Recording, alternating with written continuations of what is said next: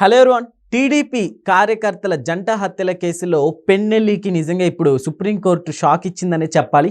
అయితే దీనికి కారణం సొంత లాయర్లే అన్నట్టు కూడా తెలుస్తోంది. సో ఇదే అంశం మీద ఒకసారి విశ్లేషణ తీసుకునే ప్రయత్నం చేద్దాం. ప్రస్తుతం మనతో జర్నలిస్ట్, పొలిటికల్ అనలిస్ట్ జగదేవ్ ఉన్నారు. వెల్కమ్ చెప్దాం. Hello sir. Hi Zakir. Yes sir, నిజంగానే అంటే సొంత లాయర్లు ఇదంతా చేశారంటారా? యాక్చువల్గా పిన్నెల్లి బ్రదర్స్ ఏదైతే మీరు అన్నట్టు జంట హత్యలకు సంబంధించి కేసు ఎదుర్కొంటున్నారో గవర్నమెంట్ వాళ్ళు ఉన్నప్పుడు దర్జాగా వెలగబెట్టారు.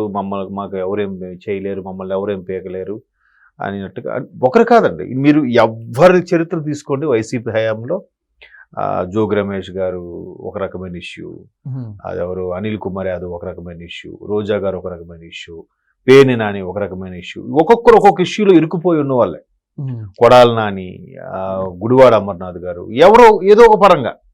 సో వీళ్ళు ఈ జంట హత్య కేసులు ఇవన్నీ హడావిడి, ఆ తర్వాత ఈవీఎం మిషన్లు చేసిన హడావిడి, ఇవన్నీ మాదే గవర్నమెంట్, మమ్మల్ని ఎవరైనా చేయలేదులే, ఏదో చేయొచ్చు అనుకున్నారు. సో ఏదైతే సుప్రీంకోర్టు వాళ్ళకి బెయిల్ ఇచ్చిందో, అంటే యాక్చువల్గా ప్రూవ్ అయ్యాయి కాబట్టి బెయిల్ ఇవ్వడానికి వీల్లేదు. బట్ అప్పుడు సుప్రీంకోర్టు బెయిల్ ఇచ్చింది కొన్ని. సో ఆ టైంలో సుప్రీంకోర్టు కూడా కొన్ని విభిన్నమైన స్టేట్మెంట్స్ కూడా ఇచ్చిందిలే. ఎందుకంటే ఈ నెయ్యి వ్యవహారం కూడా దాని పక్కా ఆధారాలు ఉన్నాయి కాబట్టి ముఖ్యమంత్రి చంద్రబాబు నాయుడు గారు స్టేట్మెంట్ ఇస్తే ఒక బాధ్యత గల ముఖ్యమంత్రి ఇటువంటి స్టేట్మెంట్ ఎలా ఇస్తారని చెప్పి సుప్రీంకోర్టు ప్రశ్నించింది. దాన్ని మనం ఎలా మాట్లాడతాం, ఏముంది, ఏ దృష్టిలో చూస్తాం? సో అట్లా కొన్ని జరిగాయి.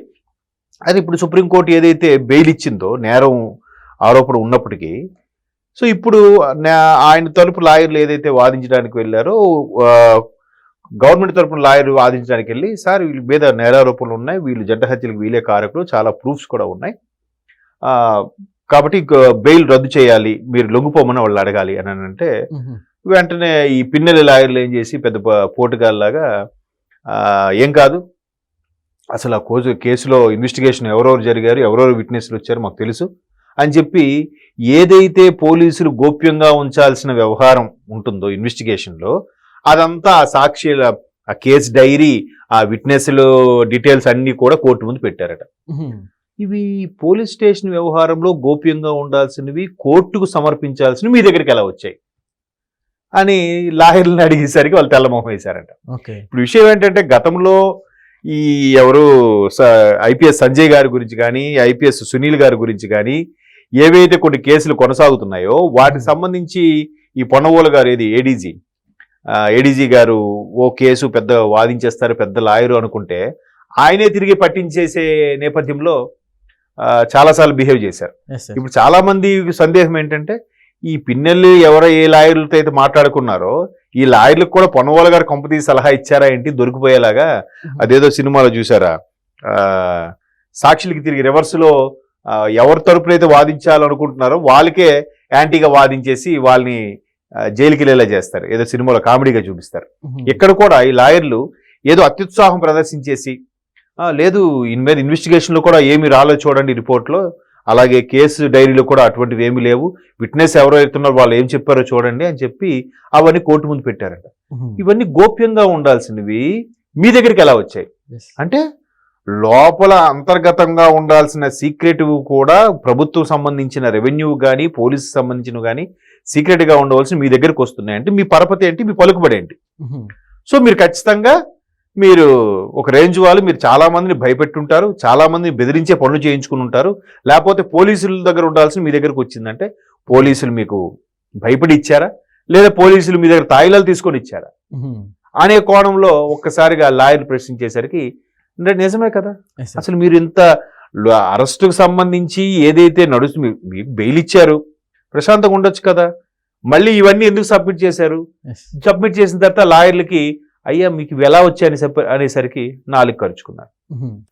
వేరే మన పిన్నెల్లి రామకృష్ణారెడ్డి గారు కూడా అరెస్టు సంబంధించి నెల్లూరు జైల్లో ఎక్కడో ఉన్నప్పుడు కూడా ఇదే విషయంలో జగన్మోహన్ రెడ్డి గారు కలవడానికి వెళ్ళి, అంతకుముందు వాళ్ళ ఛానల్ ఏం రాసింది, ఇక్కడ మిషన్లో పాము దూరింది కాబట్టి అక్కడ ఉన్న 200 మందిని కాపాడడానికి ఈవీఎం మిషన్ తీసి పగలగొట్టారు, ఏదో నమ్మేలాగా ఉండాలి కదా. సరే, ఒక సీసీ ఫుటేజ్ నుంచి వీడియో వచ్చింది, ఎవరో ఫోన్లో తీసింది, సీసీ ఫుటేజ్ కాదు, ఫోన్లో తీసింది ఏదో వచ్చింది. వస్తే అక్కడ ఎలక్షన్స్ ప్రాంగణంలో ఫోన్ ఎలా వచ్చింది, ఎవడో సీక్రెట్గా, లేకపోతే అక్కడున్న పోలీసు వాడే తీసుండొచ్చు, ఈయన దౌర్జన్యం భరించలేక, ఎదిరించలేక, ప్రశ్నించలేక పోలీస్ సోదరుడు ఎవడైనా తీసున్నాడేమో, Yes, sir. లేదంటే అక్కడ ఎన్నికల కమిషనర్, ఎన్నికల అధికారి ఎవడైతే ఉన్నాడో, ప్రిసైడింగ్ ఆఫీసర్గా ఉన్నాడో, వాడు పై అధికారికి రిపోర్ట్ చేయాలంటే ఫోన్ వాడి దగ్గర ఉండాలిగా, అటువంటి వాడు ఎవడైనా తీసాడేమో సీక్రెట్గా. అలా వచ్చిన వీడియోని ఆయన క్లియర్గా పగలగొడుతున్నట్టు చూపిస్తే అసలు విషయాన్ని వదిలేసి ఆ వీడియో లోపల ఎవడు తీసాడు అని లా పాయింట్ పట్టుకున్నారు, పెద్ద ఏదో లా పాయింట్ లాగా.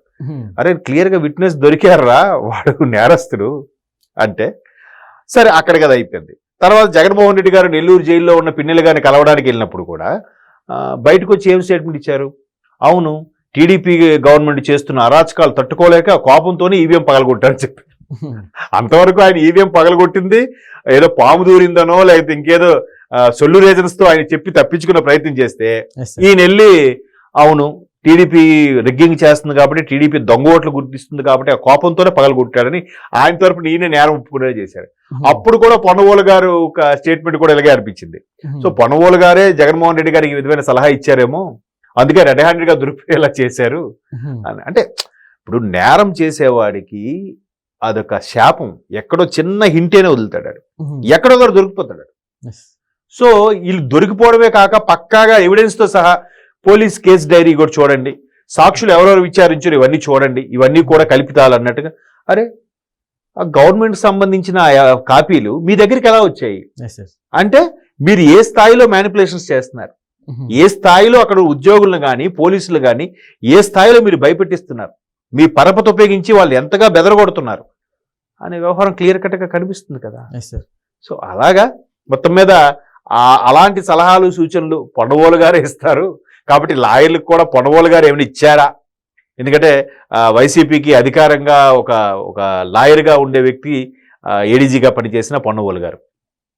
సో ఈవెన్ చంద్రబాబు నాయుడు గారు అరెస్ట్ విషయంలో కూడా అక్కడికి వెళ్ళి పెద్దగా కేసు వాదించినట్టు చెప్పి బయటకు వచ్చి ప్రెస్ మీట్ పెట్టడం అదొక నేరం వెంటాడుతుంది వాళ్ళని. సంజయ్ కుమార్ గారు కానీ పొన్నవోలు గారిని. మీరు ప్రభుత్వ అధికారులుగా ఉన్నప్పుడు బయటకు వచ్చి ప్రెస్ మీట్ పెట్టి అలా మాట్లాడతారు, మీకు రైట్స్ లేవు కదా, Yes, sir. చెప్పడానికి వీలు లేదు కదా. ఎక్కడెక్కడో పెద్ద పెద్ద దుర్మార్గుల్నే టెర్రరిస్ట్ లాంటి వాళ్ళే ముఖానికి మాస్క్ కప్పి ఇట్లా దొరికింది ఇలా దొరికిందని చెప్తుంటే వీళ్ళు ఓపెన్ గా ప్రెస్ మీట్ పెట్టడం అనేది ఇప్పుడు ఆ మీద ఆ విషయం కూడా ఎలిగేషన్స్ ఉన్నాయి. అది కూడా కోర్టు ఎక్స్ప్లెనేషన్ అడిగింది, దానికి ఇంకా ఇప్పటికీ ఎక్స్ప్లెనేషన్ ఇవ్వలేదు. సో పిన్నెల గారి వ్యవహారం ఏదైతే ఉందో మొత్తమే సుప్రీంకోర్టు, బాబు మీరు హైలీ మ్యానిపులేషన్స్ చేసే వ్యక్తులు మీరు కాబట్టి మీ బెయిల్ రద్దు చేస్తున్నాం, సరిగ్గా 2 వారాల్లో మీరు లొంగిపోండి. Yes, sir. ఈ 2 వారాలకు కూడా టైం అడిగినట్టుగా తెలుస్తుంది, తర్వాత వస్తామన్నట్లుగా. అదేలే మరి ఇంకా ఏదో చెప్తారు 2 వారాలు మళ్ళీ బాగోలేదనో గుండె నొప్పి, ఇప్పుడు కొడాలి గారు గుండె నొప్పి అది చెప్పి ఎక్కడో ట్రీట్మెంట్ చేయించుకున్నారట కదా, మరి తప్పదు ఏదో ఒకటి అబద్ధం ఆడాలి. ప్రెస్టేజు పెద్ద బేరాలు పోయారు, మాకు తిరుగులేదు మాదే గవర్నమెంట్ అన్నట్టుగా ఇప్పుడు అందరూ తోక ముడుచుకొని లైన్లోకి రావాల్సి వస్తుంది. ముందెందుకు అంత చెలరేగిపోవడం, ఇప్పుడు ఎందుకు అలా బాధపడడం చెప్పండి, చూద్దాం ఏం జరుగుతుంది. Okay sir, thank you.